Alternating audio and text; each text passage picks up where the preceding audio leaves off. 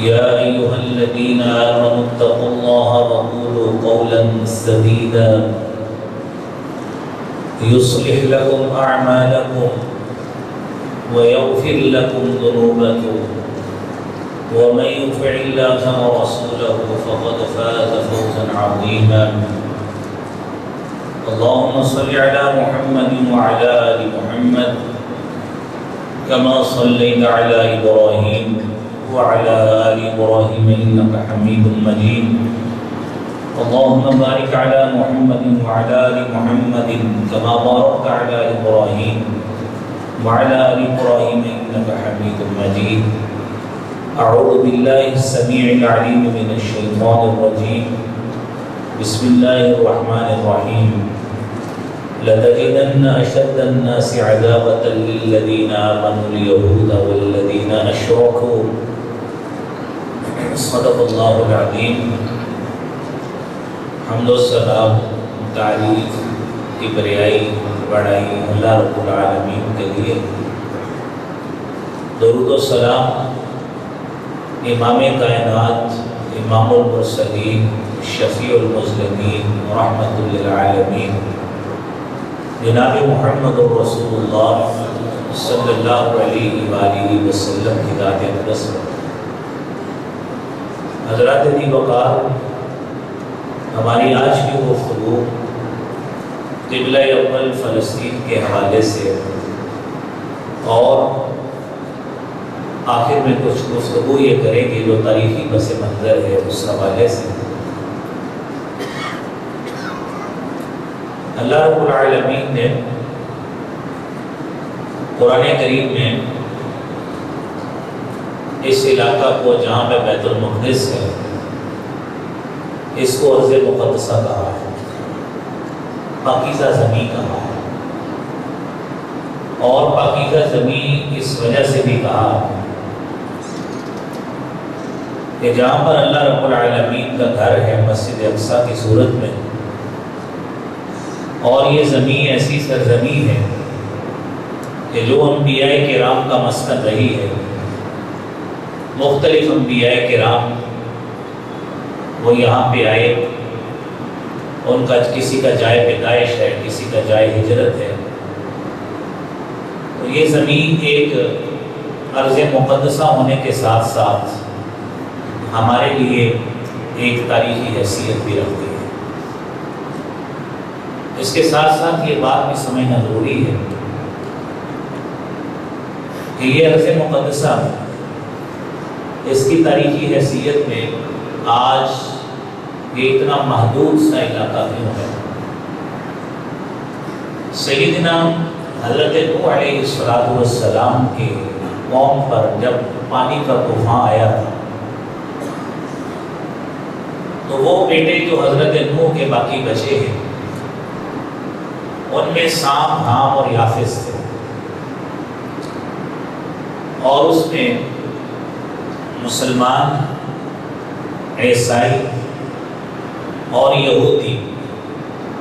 یہ حضرت نوح علیہ السلام کے بیٹے سام کی اولاد میں سے ہیں. انہی اولاد میں سے حضرت نوح کی اولاد میں سے ایک شخص کنعان تھا، اور اس نے اپنا جائے مسکن فلسطین کی زمین کو بنایا، اور فلسطین کا پہلا نام کنعان ہی ہے. جب سیدنا حضرت ابراہیم علیہ السلام کی بعثت ہوئی ہے، حضرت ابراہیم بھی آپ بھی اسی علاقہ میں ہی تھے جب آپ نے تبلیغ شروع کی ہے، اور اہل کنعان اسی علاقے کے لوگوں کو کہا جاتا ہے. اور آپ کے لیے یہ بات جاننا بھی ضروری ہے کہ نبی کریم صلی اللہ علیہ وآلہ وسلم نے شام کے علاقہ کے حوالے سے جتنی پشین گوئیاں آپ کی موجود ہیں، کتاب الفتن و مختلف کتب احادیث کی یا دیگر تاریخی حیثیت میں جو احادیث موجود ہیں، اس میں جہاں جہاں بھی لفظ شام موجود ہے اس میں یہ سارا علاقہ شامل ہے جس میں موجودہ دور کا شام، ملک شام، فلسطین، اردن، لبنان، یہ 4-5 ممالک کا اکٹھ ہے جس کو شام کہا جاتا تھا۔ جب پہلے جنگ عظیم ہوئی ہے 1914 سے لے کر 1919 تک، تو اس کے بعد جو تقسیم کی گئی تو ان علاقوں کو الگ کر دیا گیا، اور وہ علاقہ جو فلسطین ہے جس میں مسجد اقصی بھی ہے، بیت المقدس بھی ہے، یہ علاقہ آج ہمارے ہاں علاقائی اعتبار سے وہ فلسطین کا علاقہ کہلاتا ہے۔ ہمارے لیے یہ زمین مقدس کیوں ہے؟ اس کی کچھ وجوہات ہیں کہ ہم مسلمان اس علاقے سے پیار کیوں کرتے ہیں، اس سے محبت کیوں کرتے ہیں۔ اس کی وجوہات کو جاننا بھی ضروری ہے تاکہ مسلمان ہونے کے ناطے ہمیں اس کی تاریخی حیثیت کا بھی علم ہو کہ واقعتاً ایک مسلمان کے لیے اس علاقے سے پیار اور محبت کرنا ضروری ہے۔ کیوں؟ اللہ رب العالمین نے اسے قرآن کریم میں ارض مقدسہ کہا۔ سیدنا موسیٰ علیہ السلام نے اللہ رب العالمین نے جب ان کو فرعون سے نجات دی، بنی اسرائیل کو فرعون کے مظالم سے نجات دی، تو پھر انہیں حکم دیا گیا کہ آپ ارض مقدسہ میں چلیں۔ قرآن کریم میں سورۃ المائدہ میں اس کا تذکرہ موجود ہے۔ یا قوم ادخلوا الارض المقدسة التي كتب الله لكم ولا ترتدوا فيها على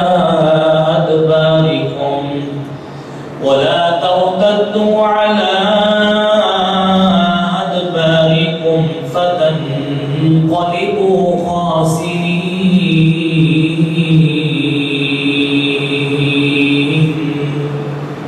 اے میری قوم، موسیٰ کہتے ہیں آپ اس سے ارض مقدسہ میں داخل ہو جائیں، پاکیزہ سرزمین میں داخل ہو جائیں۔ یہ اللہ نے تمہارے لیے اس کو لکھ دیا ہے، پیچھے نہ مڑنا، خسارے کا سودا کرو گے۔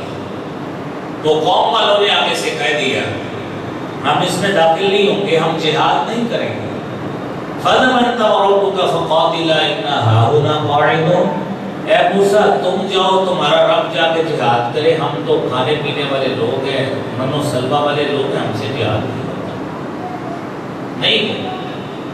قرآن کہتے ہیں یتیہون فی الارض، وادی یتیم میں 40 سال تک سرگرداں پھرتے رہے۔ اسی دوران حضرت موسیٰ علیہ السلام کی وفات بھی ہو گئی، لیکن جو بات حضرت موسیٰ کی اس ارض مقدسہ میں جانے کے حوالے سے نہیں مانی، اس کا خمیازہ بھی بھگتنا۔ صحیح بخاری کی حدیث کے مطابق یہ زمین ایسی زمین ہے جس میں ابراہیم بھی ہے، یہ زمین ایسی زمین ہے جس میں حضرت یعقوب علیہ السلام بھی دفن ہے، اور یہ زمین وہ زمین ہے جس میں اسحاق بھی، اور اس کے بعد اسحاق کے بعد یعقوب بھی، موسیٰ بھی، عیسیٰ بھی، یہ انبیاء کا مسکن رہا ہے۔ اور پھر آپ دیکھیے کہ یہودیوں نے جب حضرت عیسیٰ علیہ السلام کے قتل کی سازش کی ہے، وہ بھی یہی سرزمین ہے، اور قرآن نے اس کا بھی تذکرہ کیا ہے کہ جو لوگ حضرت عیسیٰ علیہ السلام کو سولی دینے کے حوالے سے باتیں کرتے ہیں، تو قرآن کہتا ہے ما قتلوه وما صلبوه ولكن شبه لهم وإن الذين اختلفوا فيه لفي شك منه ما لهم به من علم إلا اتباع الظن وما قتلوه يقينا بل رفعه الله إليه وكان الله عزيزا حكيما۔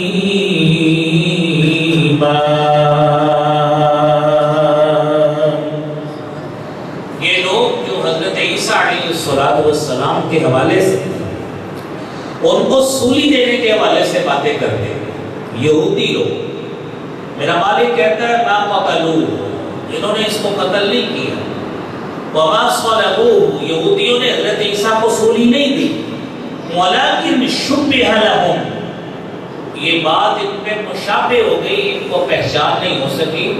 وہ پولس رسول نام کی جو حضرت عیسیٰ کے پھانسی کے وارنٹ لے کے آیا تھا، اسی کی شبیہ حضرت عیسیٰ کی شکل کی بن گئی، انہوں نے اس کو سولی پہ چڑھا کے کہہ دیا ہم نے عیسیٰ کو سولی پہ چڑھا دیا۔ وَرَفَعَهُ اللَّهُ إِلَيْهِ، میرا اور آپ کا یقین ہے کہ اللہ رب العالمین نے آپ کو زندہ آسمان پہ اٹھا لیا ہے، جس طرح قرآن کی آیت بیان کرتی ہے، اور آپ کو آسمان پہ اٹھایا گیا اسی سرزمین سے۔ اور پھر عزیز بھائیو آپ دیکھیے، یہ کائنات پر ایسا گھر ہے کہ نبی کریم صلی اللہ علیہ وآلہ وسلم سے سوال پوچھا گیا، صحیح بخاری کی 3366 نمبر حدیث ہے۔ صحابی رسول بیان کرتے ہیں کہ اللہ کے رسول سب سے پہلے ای مسجد وضع فی الارض، کون سی مسجد ہے جو زمین میں سب سے پہلے بنائی گئی؟ الاول، پہلے نمبر آپ نے فرمایا المسجد الحرام، مسجد حرام بنائی گئی۔ اور پھر صحابی رسول حضرت ابوذر پوچھتے ہیں کہ ثم ای، پھر کون سی مسجد ہے؟ آپ نے فرمایا المسجد الاقصی، مسجد اقصی ہے جو دوسرے نمبر پر اللہ کا گھر روئے زمین پہ تعمیر کیا گیا۔ پھر پوچھتے ہیں قلت کم کان بینہما، ان دونوں میں فاصلہ کتنا ہے، سالوں کے اعتبار سے ڈیوریشن کتنا ہے؟ تو رسول رحمت صلی اللہ علیہ وآلہ وسلم فرماتے ہیں 40 سنتاً، ان دونوں میں جو فاصلہ ہے وہ 40 سال کا فاصلہ ہے، 40 سال بعد مسجد اقصی کو تعمیر کیا گیا ہے۔ اور قرآن کریم نے یہ بات کی تو شہادت دی ہے، إِنَّ أَوَّلَ بَيْتٍ وُضِعَ لِلنَّاسِ لَلَّذِي بِبَكَّةَ مُبَارَكًا وَهُدًى لِّلْعَالَمِينَ،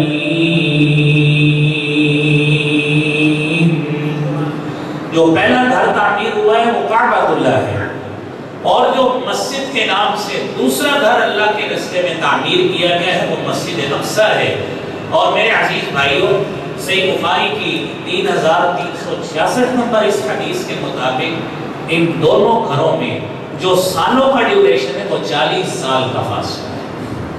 اور پھر آپ دیکھیے یہ زمین، قرآن اس کو بابرکت زمین کہتا ہے۔ وہ کیسے؟ اللہ رب العالمین نے حضرت لوط علیہ السلام کا تذکرہ سورہ انبیاء کی 78 نمبر آیت میں کیا ہے کہ جب ہم نے لوط علیہ السلام کو نجات دی تو ان کو کہاں پہ بھیجا؟ وَنَجَّيْنَاهُ وَلُوطًا إِلَى الْأَرْضِ الَّتِي بَارَكْنَا فِيهَا لِلْعَالَمِينَ،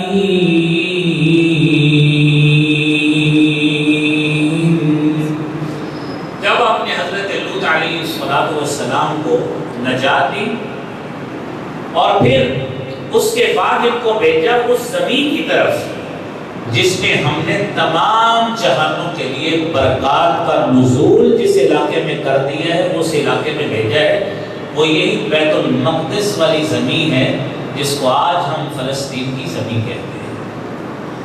اور پھر علامہ ابن کثیر رحمۃ اللہ علیہ اس آیت کی تفسیر میں لکھتے ہیں کہ مہاجرون الی بلاد الشام الی الارض المقدسہ منہا، یہ وہ شام کا علاقہ ہے، جس طرح میں نے ابتدا میں بتایا کہ یہ ابتدا میں یہ سارا علاقہ شام کا علاقہ کہلاتا تھا، یہ تو بعد میں اس کو الگ الگ کر کے نام رکھے گئے۔ رسول رحمت صلی اللہ علیہ وآلہ وسلم نے یہ بات ہمارے لیے واضح کر دی۔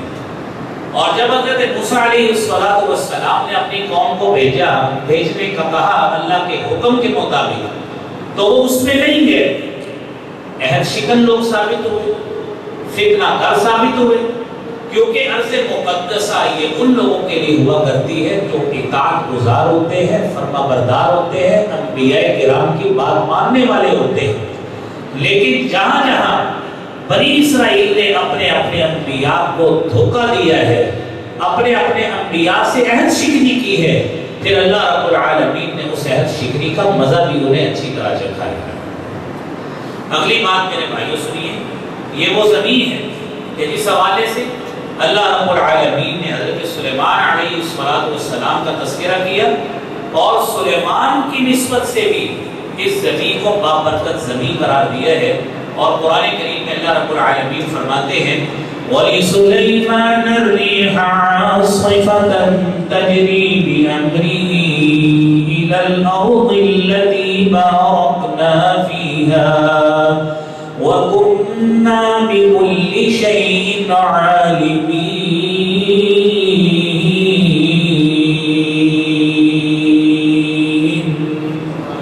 سورہ انبیاء کی 81 نمبر آیت ہے کہ ہم نے تند و تیز ہوا کو بھی حضرت سلیمان علیہ السلام کے تابع بنا دیا، اور یہ وہ ہوا ہے جو حضرت سلیمان علیہ السلام کے حکم سے کسی شام کے علاقے کی طرف چلا کرتی تھی، اللہ نے اس ہوا کو بھی حضرت سلیمان کے مطیع بنا دیا۔ اور قرآن کریم میں اللہ رب العالمین نے سورہ اعراف کے 134 نمبر آیت میں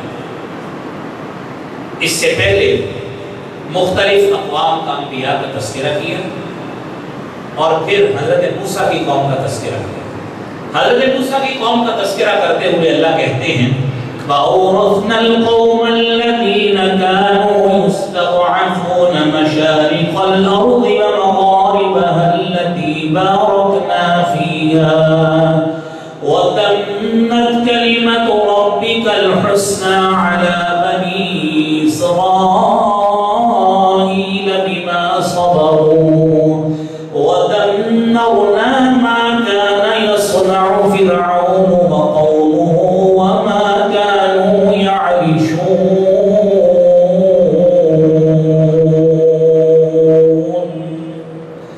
اللہ تعالیٰ حضرت موسیٰ کی قوم کو وادی عتیہ میں بھیجنے سے قبل جب فرعون کے مظالم سے نجات دی ہے، اس وقت کا تذکرہ کر رہے ہیں کہ ہم نے اس قوم کو وارث بنا دیا۔ اس کو زمین میں کمزور خیال کیا جاتا تھا، ہم نے اس جگہ پہ اس کو وارث بنایا، اور التی بارکنا فیہا، جس پہ اس زمین میں ہم نے برکت ڈال دی اپنی طرف سے۔ گویا ان تمام انبیاء کرام کی نسبت کے ساتھ اللہ رب العالمین نے اس ارض کو، اس زمین کو بابرکت زمین کہا ہے۔ اور میرے عزیز بھائیوں، یہ مسجد اقصی، یہ علاقہ ایسا علاقہ ہے جس علاقے کو اللہ رب العالمین نے قرآن کریم میں پرسکون جگہ بھی قرار دیا ہے۔ قرآن کریم میں اللہ رب العالمین نے سورہ مومنون کی 50 نمبر آیت میں فرمایا ہے وَجَعَلْنَا ابْنَ مَرْيَمَ وَأُمَّهُ آيَةً وَآوَيْنَاهُمَا إِلَى رَبْوَةٍ ذَاتِ قَرَارٍ وَمَعِينٍ۔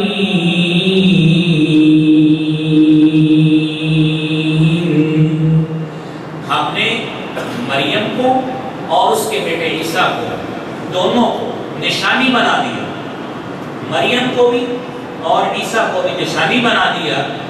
وَآوَيْنَاهُمَا إِلَى رَبْوَةٍ ذَاتِ قَرَارٍ وَمَعِينٍ، اور ہم نے ایک ایسے ٹیلے پر ان کو جگہ دی جو بڑا پرسکون جگہ تھی، اور وہاں پہ چشمہ جاری ہوا۔ اللہ تعالیٰ نے وہاں پہ اس پرسکون جگہ پہ مریم کو اور اس کے بیٹے کو جگہ دی۔ اور عزیز بھائیوں، مسجد اقصی کی قرآن کریم میں اللہ رب العالمین نے قسم دکھائی ہے، اور وہ کیسے؟ وَالتِّينِ وَالزَّيْتُونِ وَطُورِ سِينِينَ وَهَذَا الْبَلَدِ الْأَمِينَ۔ اللہ رب العالمین نے انجیر اور زیتون کی قسم کھائی۔ علامہ ابن کثیر رحمۃ اللہ علیہ تفسیر ابن کثیر کی 8 جلد 419 نمبر صفحہ پہ لکھتے ہیں ہوا مسجد بیت المقدس، یہ انجیر اور زیتون یہ وہ درخت تھے جو اس مقام پہ ہوتے تھے جو ارض فلسطین تھی۔ اللہ تعالیٰ نے اس جگہ کی قسم اس نسبت سے کھائی ہے کہ یہ دونوں پھل وہاں پہ اس علاقے میں اگتے ہیں، اس لیے کھائی ہے۔ اور میرے عزیز بھائیوں، یہ مسلمانوں کا ثابت قبلہ بھی ہے، اور نبی کریم صلی اللہ علیہ وآلہ وسلم اس قبلہ کی طرف تقریباً 16-17 ماہ اس قبلہ کی طرف منہ کر کے نماز پڑھتے رہے۔ اور قرآن کریم میں اس کا تذکرہ بھی موجود ہے. قَدْ نَرَىٰ تَقَلُّبَ وَجْهِكَ فِي السَّمَاءِ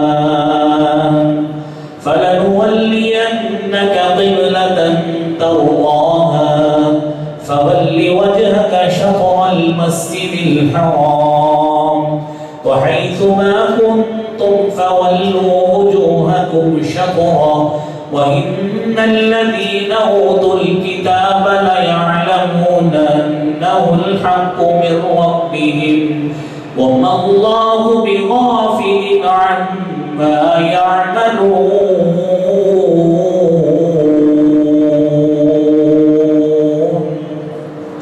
جد امجد جد الانبیاء حضرت ابراہیم علیہ السلام نے کعبۃ اللہ کو تعمیر کیا. رسالت مآب صلی اللہ علیہ وآلہ وسلم کی یہ خواہش تھی کہ جو میرے جد امجد ابراہیم نے جس گھر کو بنایا ہے اللہ رب العالمین اسی کو ہی جائے قبلہ بنا دیں. تو اللہ فرماتے ہیں قَدْ نَرَىٰ تَقَلُّبَ وَجْهِكَ فِي السَّمَاءِ ہم نے آپ کا چہرہ بار بار آسمان کی طرف اٹھاتے ہوئے آپ کو دیکھا. فَلَنُوَلِّيَنَّكَ قِبْلَةً تَرْضَاهَا اب ہم اس قبلہ کی طرف آپ کو موڑ رہے ہیں جس کی طرف آپ راضی اور خوش ہو جائیں گے. اس سے قبل 16 سے 17 ماہ کا ڈیوریشن ہے، دورانیہ ہے، جب حضرت رسول اللہ صلی اللہ علیہ وآلہ وسلم مدینہ منورہ میں اس قبلہ کی طرف منہ کر کے نماز پڑھتے رہے ہیں. اور 2 ہجری میں اللہ رب العالمین نے اپنے رسول جناب رسول اللہ صلی اللہ علیہ وآلہ وسلم کو مسجد الحرام کی طرف اب نماز پڑھنے کا حکم دیا. گویا ہماری محبت کی ایک بڑی وجہ یہ بھی ہے کہ مسجد اقصی ہمارا قبلہ رہا ہے. اور پھر عزیز بھائیوں، نبی کریم صلی اللہ علیہ وآلہ وسلم نے فرمایا، صحیح بخاری کی حدیث ہے 1189 نمبر، فرمایا لا تشد الرحال الا الى 3 مساجد. اگر آپ رخت سفر مارنا چاہتے ہیں، ثواب کی نیت سے سفر کرنا چاہتے ہیں، تو روئے زمین پر صرف 3 مساجد ہیں جن کی طرف آپ ثواب کی نیت سے اگر جائیں گے تو اللہ رب العالمین آپ کو عام مساجد سے زیادہ ثواب عطا فرمائیں گے. روئے زمین پر ان 3 مساجد کے علاوہ کوئی دوسری اور مسجد نہیں ہے کہ جس میں زیادہ ثواب ملتا ہو. آپ صلی اللہ علیہ وآلہ وسلم نے فرمایا مسجد الحرام، ایک مسجد الحرام ہے، آپ جانتے ہیں کہ جس کی طرف نماز پڑھنے سے جماعت کے ساتھ نماز پڑھیں 1 لاکھ کا نماز کا ثواب ملتا ہے. اور آپ نے فرمایا مسجدی ہذا، میری یہ مسجد جسے مسجد نبوی کہا جاتا ہے، اس میں نماز جماعت سے پڑھیں اللہ رب العالمین کی طرف سے 1000 نماز کا ثواب ملے گا. اور آپ نے مسجد اقصی کا فرمایا، وہ آگے آپ حدیث اس کی ایگزیکٹ سن لیں گے، مستدرک علی الصحیح ہے کہ اس کے حوالے سے آپ فرماتے ہیں کہ اس مسجد میں نماز پڑھنے کا ثواب اللہ تعالیٰ 250 نمازوں کے برابر ثواب عطا فرماتے ہیں. اور احادیث کی روشنی میں ایک چوتھی مسجد ثابت وہ اس انداز سے ہے جو رسالت مآب صلی اللہ علیہ وآلہ وسلم نے فرمایا کہ جو شخص گھر سے وضو کر کے مسجد قباء میں جا کے نماز پڑھتا ہے اللہ رب العالمین اس کو ایک عمرے کا ثواب عطا فرماتے ہیں. اس کے علاوہ میرے بھائیوں، روئے زمین پر کوئی مسجد ایسی نہیں ہے، آپ جتنا مزید طویل سفر کر کے چلے جائیں آپ کو عام ثواب ہی ہوگا جس طرح عام مسجد میں نماز پڑھی جاتی ہے. صرف انہی مساجد میں زیادہ ثواب ہو سکتا ہے، اس کے علاوہ کہیں بھی نہیں ہوگا. میرے عزیز بھائیوں، نبی کریم صلی اللہ علیہ وآلہ وسلم نے اسی اہل شام کے حوالے سے اللہ کے فرشتے جب پر بچھائے ہوئے ہوں گے اور اس اہل شام کے لیے رحمت کی کس طرح اظہار نبی صلی اللہ علیہ وسلم نے فرمایا ہے. سنن ترمذی کی 3954 نمبر حدیث ہے، فرمایا طوبی للشام، شام کے لیے خوشخبری ہے، اہل شام کے لیے خوشخبری ہے. صحابی رسول پوچھتے ہیں لِأَيِّ ذَلِكَ یا رسول اللہ، اللہ کے رسول صلی اللہ علیہ وآلہ وسلم یہ کیسے، کیوں خوشخبری؟ آپ نے فرمایا لِأَنَّ الْمَلَائِكَةَ الرَّحْمَنِ کہ اللہ رب العالمین کے فرشتے باسطۃ اجنحتها علیہا، اللہ کے فرشتے اس کے اوپر اسی مسجد بیت المقدس کی وجہ سے اپنے پر پھیلائے ہوئے ہوتے ہیں. تو گویا یہ مسجد اس لحاظ سے میرے عزیز بھائیوں ہمارے لیے تقدس کی حیثیت رکھتی ہے. اور رسالت مآب صلی اللہ علیہ وآلہ وسلم نے جس طرح اس مسجد کا تقدس بیان کیا ہے، آپ صلی اللہ علیہ وآلہ وسلم نے یہ بھی فرمایا کہ عیسیٰ ابن مریم کا دجال کو جب قتل کرنے کے لیے سامنا ہوگا، وہ بھی فلسطین ہی کا علاقہ ہوگا، یاجوج ماجوج کی قتل کا بھی بیت المقدس کے قریب ہے، اور بڑے ہمارے تاریخی اس طرح کی باتیں ہیں قرب قیامت جو ساری کی ساری اسی سرزمین سے متعلق ہے، اور سرزمین محشر عزیز بھائیو یہی ارض مقدسہ ہے۔ اور پھر اس کے ساتھ ساتھ آپ سمجھتے جائیے کہ جب یہ ساری چیزیں ساری کی ساری نسبتیں ہماری اس ارض مقدسہ کے ساتھ ہیں، تو آج ان مسلمانوں کو اس ارض مقدسہ سے محروم رکھنے کے لیے صہیونی طاقت، غیر مسلم طاقتیں اور تمام کے تمام غیر مسلم قوتیں یہ کیوں اکٹھی ہو چکی ہیں؟ یہ تو آج مسلمانوں کو سوچنا چاہیے کہ ہم مسلمان جن سے امید چاہتے ہیں، جن سے مدد چاہتے ہیں، وہ لوگ سارے کے سارے انہی صہیونی طاقتوں کے ہم نوا ہیں جو آج بیت المقدس پر، جو آج غزہ پٹی پر، جو آج بیت اللحم پر اور ان تمام علاقوں میں خون کی ندیاں بہائے ہوئے ہیں، کہ جن لوگوں سے اپنی امید پیسوں کی اور مالی امداد کی اور اس طرح فکری امداد کا اپنی طرف سے توقع کرتے ہیں، تو انہوں نے اپنی طاقت کا سارا وزن اسرائیل کے پگڑے میں ڈال دیا۔ ہم بھول جاتے ہیں کہ میرے رب کا یہ فیصلہ ہے، آپ جتنا مرضی یہودیوں کے لیے جھک جائیں، جتنا مرضی عیسائیوں کے لیے جھک جائیں، جتنا مرضی ان کے لیے نرم گوشہ رکھ لیں، قرآن کہتا ہے وَلَن تَرْضَىٰ عَنكَ الْيَهُودُ وَلَا النَّصَارَىٰ حَتَّىٰ تَتَّبِعَ مِلَّتَهُمْ قُلْ إِنَّ هُدَى اللَّهِ هُوَ الْهُدَىٰ وَلَئِنِ اتَّبَعْتَ أَهْوَاءَهُمْ بَعْدَ الَّذِي جَاءَكَ مِنَ الْعِلْمِ مَا لَكَ مِنَ اللَّهِ مِنْ وَلِيٍّ وَلَا نَصِيرٍ۔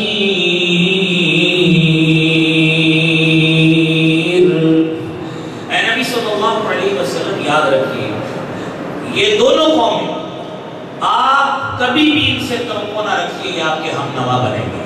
وَلَن تَرْضَىٰ عَنكَ الْيَهُودُ وَلَا النَّصَارَىٰ حَتَّىٰ تَتَّبِعَ مِلَّتَهُمْ، جب تک آپ بھی انہی کے دین کو قبول نہیں کر لیتے وہ آپ کو کبھی بھی اپنا نہیں سمجھیں گے۔ یاد رکھنا ہدایت وہی ہوتی ہے جو اللہ کی طرف سے ہوتی ہے۔ اگر آپ اتبعت اہواءہم، آپ کو بتا دیا گیا، متنبع کر دیا گیا، اگر آپ نے پھر بھی اپنی خواہشات کو ان کے تابع رکھا، یاد رکھیے مَالَكَ مِنَ اللَّهِ مِنْ وَلِيٍّ وَلَا نَصِيرٍ، اللہ کی طرف سے نہ کوئی دوستی کا کوئی فائدہ ہوگا، نہ کوئی مدد آپ کے شامل حال ہوگی، آپ کو پھر زمانہ تنہا میں سب طاقتوں کا سامنا کرنا پڑے گا۔ میرے عزیز بھائیوں، قرآن کریم نے تو سچی بات ہے ایسے ایسے فیصلے کیے، ہم تو قرآن کو پڑھتے ہی نہیں ہیں۔ قرآن کریم میں چھٹے پارے میں اللہ رب العالمین اسی دوستی کے حوالے سے فرماتے ہیں یا ایھا الذین آمنوا لا تتخذوا اليہود والنصارى اولیاء بعضهم اولیاء بعض ومن يتولهم منکم فإنه منهم ان اللہ لا يهدی القوم الظالمین۔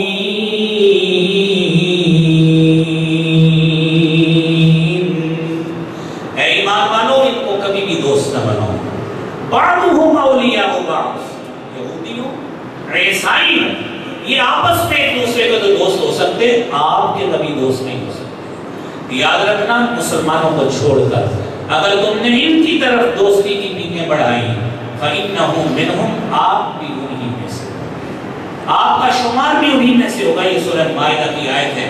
اور میرے عزیز بھائیوں، نبی کریم صلی اللہ علیہ وآلہ وسلم کی حدیث مبارکہ ہے، آپ نے فرمایا الکفر ملت واحدہ، آپ کو جہاں پہ بھی ضرورت پڑے گی آپ کسی کافر سے امید رکھیں، وہ کبھی بھی آپ کی مدد کو نہیں آئے گا، وہ کسی نہ کسی طرح اپنی مدد کا جھکاؤ کسی نہ کسی طرح وہ انہی کی طرف رکھے گا جو مسلمان نہیں ہیں۔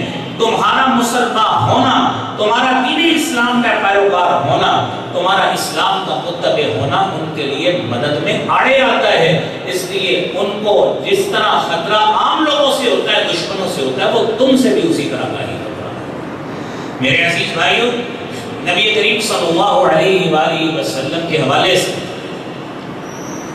تورات میں جو بشارتیں موجود ہیں، کعب الاحبار رحمۃ اللہ علیہ بیان کرتے ہیں، سیدنا عمر فاروق رضی اللہ تعالیٰ عنہ کے دور میں مسلمان ہوئے، تورات کے حافظ تھے، یہودیوں کے بڑے عالم تھے، کہتے ہیں میں نے تورات میں رسالت مآب صلی اللہ علیہ وآلہ وسلم کی جو خصوصیات پڑھی ہیں وہ 17 خصوصیات ہیں۔ اس میں آخری بات یہ ہے کہ میں نے تورات میں پڑھا تھا وَمُلْكُهُ إِلَى الشَّامِ، کہ وہ نبی جو آخری نبی ہوگا اس کی بادشاہت، اس کی سلطنت، اس کی حکومت وہ ملک شام تک آئی ہوئی ہوگی، ملک شام بھی اسی کی مملکت میں شامل ہوگا۔ اور میرے بھائیوں، سیدنا عمر فاروق رضی اللہ تعالی عنہ نے 15 ہجری میں بیت المقدس کو فتح کیا ہے، اور بیت المقدس کو 15 ہجری میں فتح کیا۔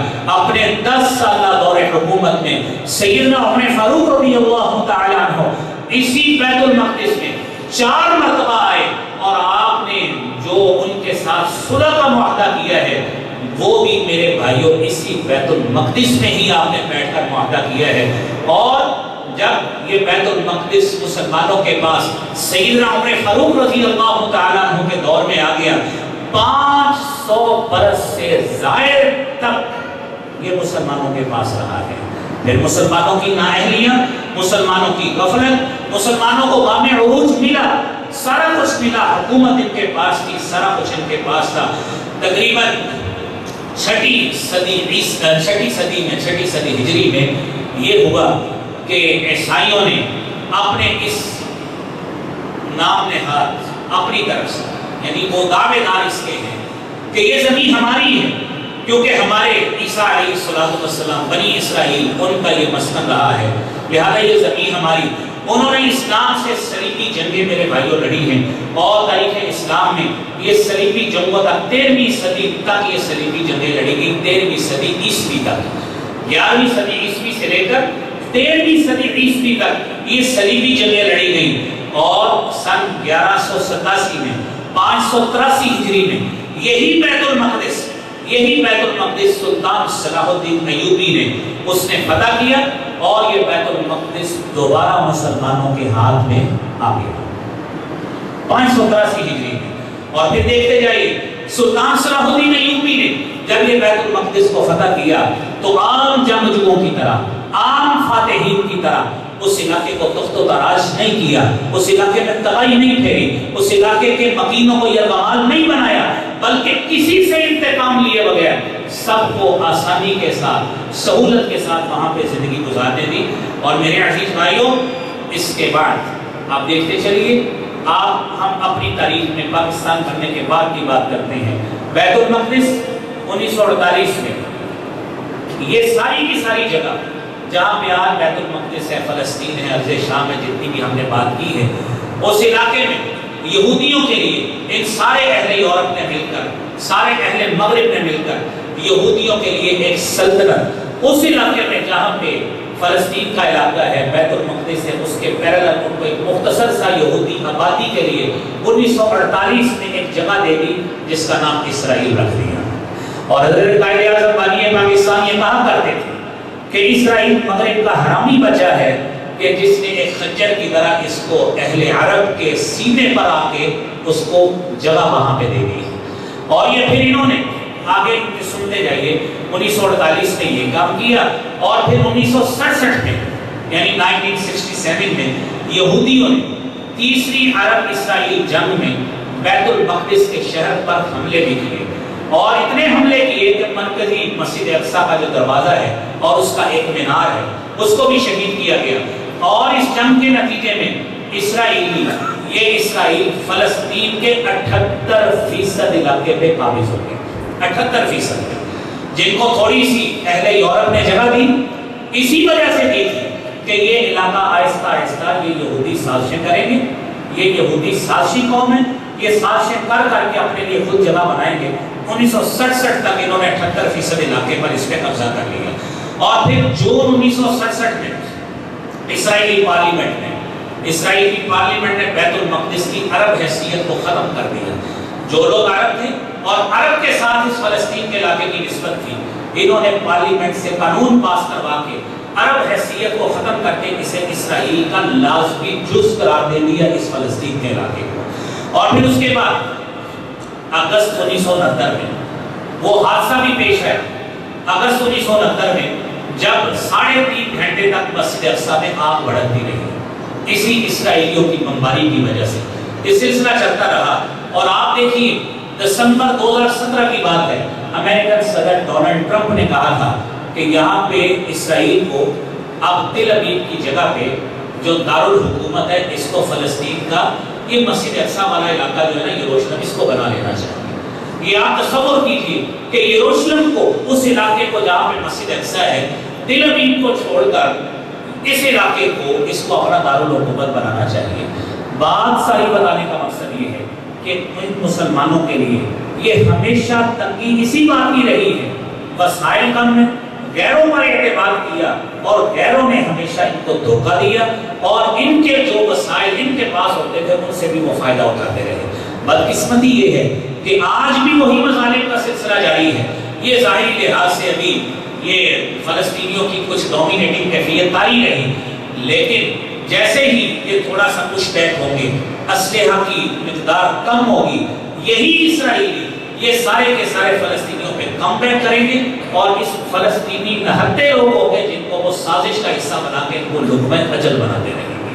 میرے عزیز بھائیوں، اس ضمن میں یہ مسلمان حکومتوں کی ذمہ داری ہے اور ان علاقے کے حکمرانوں کی ذمہ داری ہے، عرب لیگ کی ذمہ داری ہے کہ وہ حکمران اس وقت عرب لیگ کا اجلاس قائم کریں، OIC کا اجلاس قائم کریں اور اس وقت جو فلسطینی مسلمانوں پر مظالم کی انتہا ہو چکی اور ہزاروں کی تعداد میں اہل فلسطین قتل ہو رہے ہیں، شہید ہو رہے ہیں، ان کے لیے اس جنگ کا سد باب کروایا جائے، کیونکہ ایٹ دی اینڈ فلسطینیوں کے پاس اسلحہ کی کھیپ ختم ہو جائے گی. یہ بات ذہن میں رکھیے، کیونکہ ان کے پاس سپلائی لائن اسلحہ کی نہیں ہے اور سپلائی لائن جب ختم ہوگی تو پھر اسرائیلی کم بیک کریں گے اور پش بیک فلسطینیوں کو کر کے ان کے نہتے پن سے فائدہ اٹھا کر جو زمین رہ گئی ہے اس پہ بھی قبضہ کرنے کی کوشش کریں گے.